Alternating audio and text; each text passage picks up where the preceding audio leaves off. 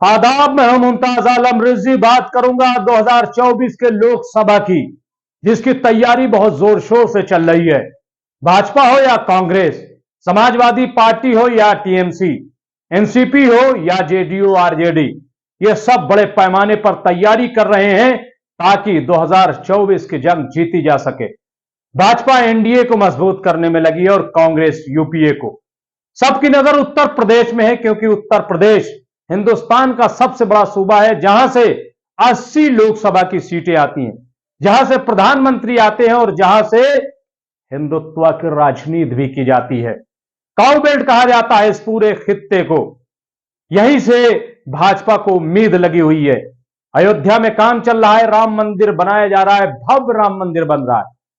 काशी और मथुरा की बात भी छेड़ी जा रही है और अब तो अलीगढ़ मुस्लिम यूनिवर्सिटी को भी शामिल कर लिया गया है, उसके मामले को भी उठाया जा रहा है। यह सब हो रहा है 2024 के लिए। तो आइए देखते हैं कि उत्तर प्रदेश की सियासी सूरत हाल क्या है, क्या मैथ है, क्या गणित है।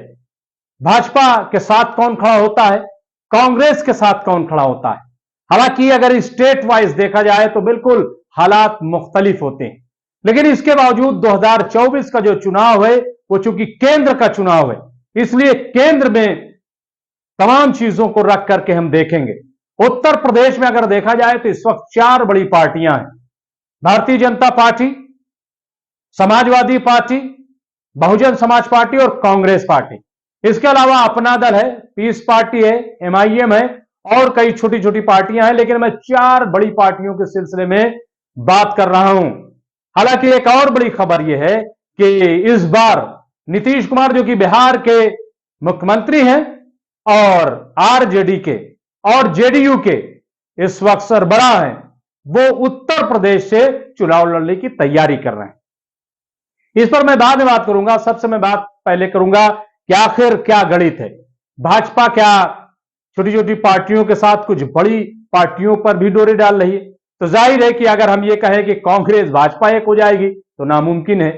यह भी नामुमकिन है कि समाजवादी और भाजपा एक हो जाए, बिल्कुल नामुमकिन है। लेकिन एक तस्वीर जरूर सामने आ रही है और ऐसा लग रहा है कि बीएसपी और बीजेपी का गठबंधन हो सकता है।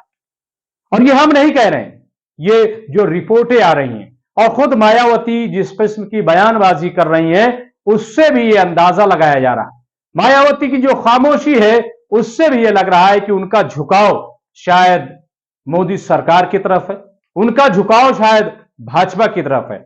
हालांकि जब भी वो तंज करती हैं, जब भी वो हमला बोलती हैं सियासी, तो भाजपा के साथ साथ कांग्रेस और कांग्रेस के साथ साथ भाजपा पर भी हमला करती हैं, ताकि अपना वोट बैंक जो है उसको बचाया जा सके। लेकिन ऐसी खबर आ रही है और इस सिलसिले में समाजवादी पार्टी के प्रवक्ता अमीर जामई ने एक बड़ा बयान दिया है। उन्होंने हमसे बात करते हुए कहा कि मायावती का जहां तक सवाल है, तो अब समाजवादी पार्टी के साथ गठबंधन मुमकिन नहीं है, और वो तो खुल्लम खुल्ला बीजेपी के साथ है, भाजपा के साथ वो जाएंगी। उन्होंने ये भी कहा कि मायावती तो खत्म हो चुकी थी, लेकिन ये समाजवादी पार्टी का आप कह लीजिए, अखिलेश यादव कह लीजिए, कि उन्होंने पुरानी रवायत को निभाया और 2019 में साथ दिया, जिसकी वजह से उनके कुछ सांसद आ गए, 10 संसद जीत गई, वरना तो मायावती खत्म हो चुकी थी। मायावती का कोई वजूद नहीं। आइए पहले सुन लेते हैं कि समाजवादी पार्टी के जो लीडर हैं, अमीर जामई तर्जुमान है, उन्होंने क्या कहा। तो हमें लगता है कि बीएसपी जो है वो बीजेपी के लिए काम करेगी वहां पर, और कांग्रेस के साथ जाएगी, बीजेपी के साथ है। वो समाजवादी पार्टी एक इत्तेहाद करेगी 2024 के लिए, और वो कैसा होगा, क्या उसकी शक्ल सूरत होगी? मुमता साहब देखिए, ऐसा हमारे सब बड़ों का मानना है कि जिन जिन राज्यों में जिसकी जहां ताकत है, जब हम ये मानते हैं कि हमारा मुल्क, उसकी जमहूरियत हमारे हाथ से खसक रही है, सारे इंस्टीट्यूशंस हमारे बर्बाद कर दिए गए, सुप्रीम कोर्ट के जजेस को सड़क पे बाहर निकल पीसी करना पड़ रहा है, पार्लियामेंट में क्या बचा है वो आपसे ज्यादा कोई बेहतर नहीं जानता है। तो हमारा ये कहना है कि जिन राज्यों में, अगर बिहार में नीतीश जी हैं, लालू जी हैं, लेफ्ट के लोग हैं, कांग्रेस है, तो वो वहाँ पे अपनी ताकत का इस्तेमाल करें।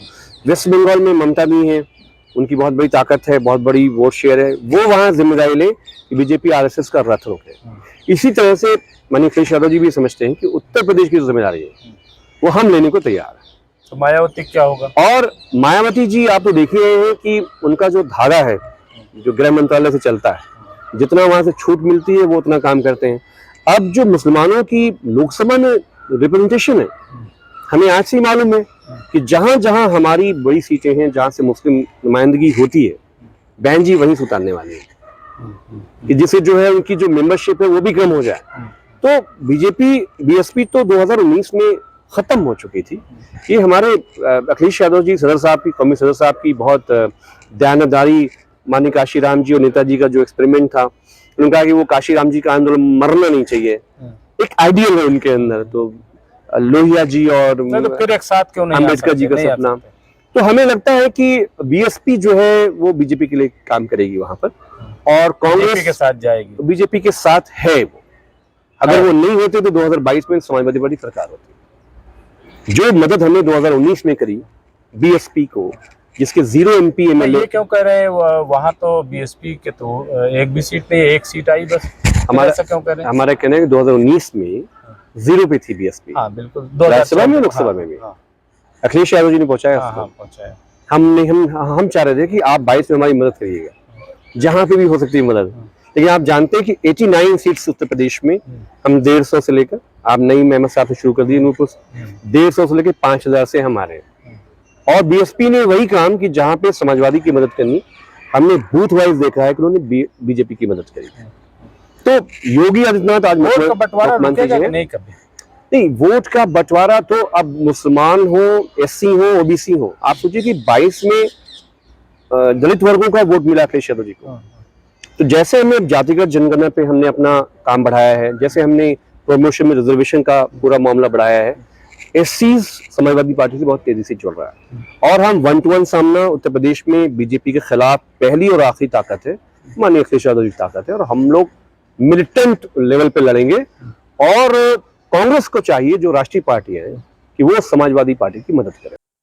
तो देखा आपने, कैसा लग रहा है कि जैसे वाकई अब मायावती मोदी जी के साथ खड़ी हो जाएंगे और उनके साथ गठबंधन करके ये चुनाव लड़ा जाएगा। इसमें कितनी सच्चाई है कुछ नहीं कहा जा सकता, क्योंकि जब तक इसका ऐलान न हो जाए वसूख से बात नहीं कही जा सकती। इसके साथ ही दूसरी खबर यह है कि समाजवादी पार्टी कांग्रेस के साथ गठबंधन करेंगी। हमारे एक बहुत ही करीबी सूत्र ने यह बताया है कि इसकी तैयारियां शुरू हो गई हैं। प्रियंका गांधी से बातचीत चल रही है, उसके लिए टीम लग गई है। और कांग्रेस से समाजवादी पार्टी के जो सदर हैं अखिलेश यादव, उन्होंने ये इशारा दे दिया है, कह दिया है कि आप अपनी अपनी सीट जो है आइडेंटिफाई कर ले कि आप कितनी सीटों पर लड़ना चाहते हैं। ये कांग्रेस की मैं बात कर रहा हूं। तो इसका मतलब यह है कि कांग्रेस और समाजवादी पार्टी गठबंधन तय है। इसकी वजह यह है कि दोनों की मजबूरी, कांग्रेस की भी मजबूरी है और समाजवादी पार्टी की भी मजबूरी, क्योंकि ये जो निकाय चुनाव हुए थे इसमें बड़े पैमाने पर जो मुसलमान है, उत्तर प्रदेश में 20% मुसलमान है, फैसला कौन है। आप कहिए, जो कुछ कहना है कहिए, लेकिन ये सच्चाई है। निकाय चुनाव में बड़े पैमाने पर जो मुसलमान है वो कांग्रेस की तरफ शिफ्ट हो रहा है। और अब खबर यह आ रही है कि मुसलमान ने यह तय कर लिया है, ये अपना फैसला ले लिया है एक तरीके से कि 2024 में हम कांग्रेस को ही वोट करेंगे। ऐसे में समाजवादी पार्टी के पास क्या बचेगा, क्योंकि जो भी राजनीति है समाजवादी पार्टी की वो मुसलमानों की बिना पे है। 20% मुसलमान है और टूटकर समाजवादी पार्टी को वोट देता है। यही वजह है कि अब समाजवादी पार्टी आजम खां की तरफ भी थोड़ा झुकने लगी।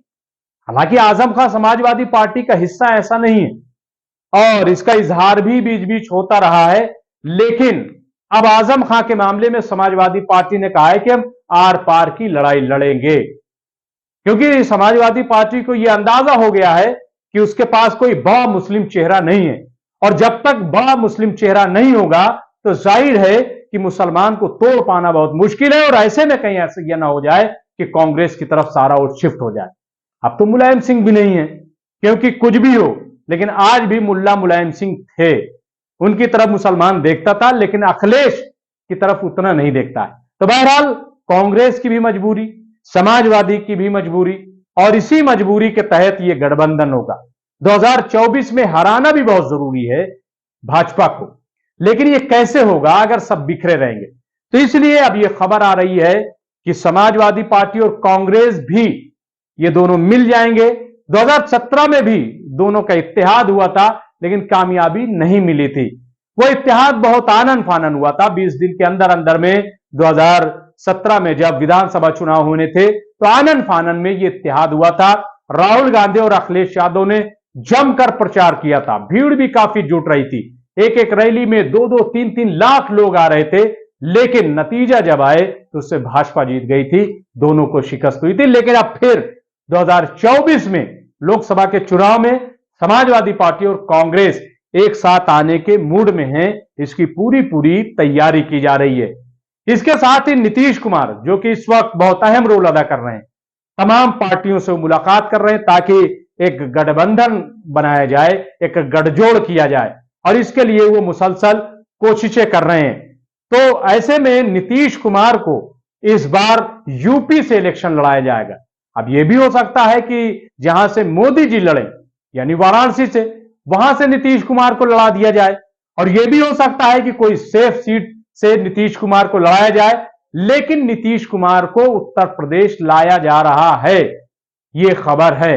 बहरहाल सबकी नजरें उत्तर प्रदेश पर टिकी हुई हैं, और इस वक्त का जो सियासी मंजरनामा है वो मैंने आपके सामने पेश किया है। बाकी तो आने वाला वक्त ही बताएगा कि ऊंट, सियासत को ऊंट किस करवट बैठेगा। बहुत बहुत शुक्रिया।